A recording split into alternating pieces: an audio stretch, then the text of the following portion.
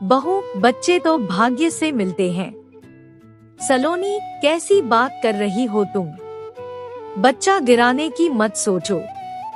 ये तो तुम्हारी जिंदगी में बहुत खुशी का मौका है। सलोनी की तबीयत ठीक नहीं थी, इसलिए वो डॉक्टर के पास गई। डॉक्टर ने चेकअप करके बताया कि वो प्रेग्नेंट है। लेकिन सलोनी खुश होने की बजाय डॉक्टर से बोली कि उसे अभी बच्चा नहीं चाहिए, वो उसका गर्भपात कर दे। इसी बात पर डॉक्टर उससे बोली कि वो ये बेवकूफी ना करे। डॉक्टर के समझाने के बाद भी जब सलोनी नहीं मानी तो डॉक्टर उसके पति अरुण से बोली कि वो उसे अभी घर ले जाए। 1-2 दिन थोड़ा सोच ले, फिर बताना। रास्ते भर सलोनी चुप बैठी रही। सॉरी सलोनी, मेरी गलती है। हमें अभी कंट्रोल करना चाहिए था। सलोनी की आंखों से आंसू बह रहे थे। अरुण, हम दोनों ने तय किया था कि अभी 5 साल बच्चे के बारे में नहीं सोचेंगे। अभी हमारी कमाई इतनी नहीं है। मैं नहीं चाहती कि हमारा बच्चा भी उन अभावों को झेले जिन्हें झेलते हुए हम बड़े हुए हैं। जानता हूँ सलोनी, लेकिन एक जीव हत्या सोचकर ही डर लगता है। लेकिन अरुण, मैं अभी बच्चा नहीं चाहती। पहले ही हम उस स्थिति में नहीं हैं। उस पर इस हालत में मुझे नौकरी भी छोड़नी पड़ेगी, जो हम झेल नहीं पाएंगे। ये मेरा निजी फैसला है और मैं किसी के कहने से नहीं बदलूंगी।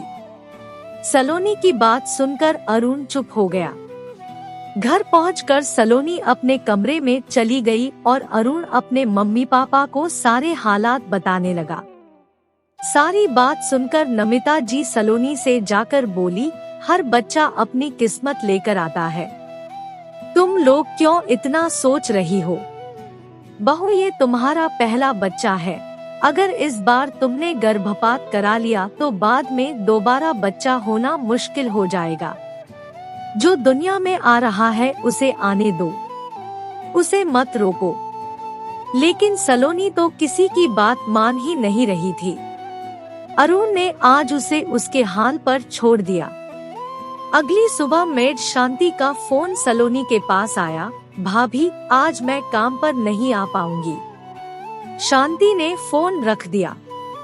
किसी तरह सलोनी ने सारा काम निपटाया और ऑफिस चली गई।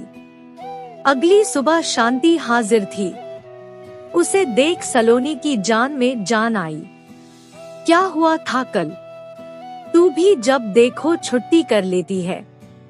वो दीदी, कल मैं डॉक्टर के पास गई थी। मैं उम्मीद से हूँ, इसलिए चेकअप कराने गई थी। क्या कहा? फिर से बच्चा? अभी तो तेरा बड़ा बच्चा 1 साल का भी नहीं हुआ। अभी तो तुम दोनों की कमाई भी इतनी नहीं है कि तुम 2-2 बच्चे पाल सको। कहाँ से लाओगे पैसा? अरे दीदी, हर बच्चा अपनी किस्मत लेकर आता है। बच्चे तो भाग्य से मिलते हैं। ये तो भगवान की देन है। कितने लोग हैं जो बच्चा चाहते हैं, लेकिन उन्हें कितनी मन्नतों के बाद भी बच्चा नहीं मिलता। फिर वो इधर उधर डॉक्टरों के चक्कर लगाते हैं। इसलिए अगर भगवान आपको ये खुशी दे तो उस खुशी को अपना लेना, शांति बोली और मुस्कुराते हुए अपने काम करने लगी। शांति की बात सुनकर सलोनी सोच में पड़ गई।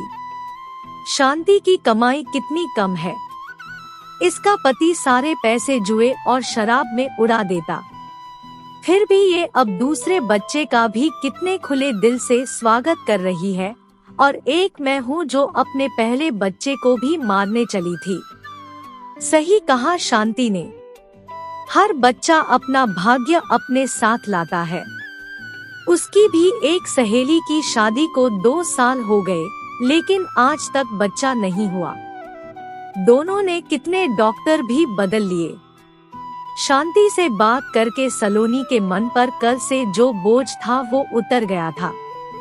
अब उसने फैसला ले लिया था। दिल पर जो बोझ था वो उतर जाने से अब सलोनी खुश थी। वो गाना गुनगुना रही थी। तभी उसे ध्यान आया कि उसे डॉक्टर को फोन करना था। उसने डॉक्टर को फोन मिलाया। डॉक्टर, मैंने सोच लिया है और अपना फैसला भी ले लिया है। अच्छा, तो तुम शाम को आ जाना। बुझे मन से डॉक्टर बोली। वो पिछले 1 साल से सलोनी का चेकअप कर रही थी। उसे सलोनी का फैसला पसंद नहीं था, लेकिन वो तो केवल उसे समझा सकती थी। 1 मिनट डॉक्टर, आप गलत सहज रही हैं। मैंने गर्भपात का नहीं, इस बच्चे को जन्म देने का फैसला किया है।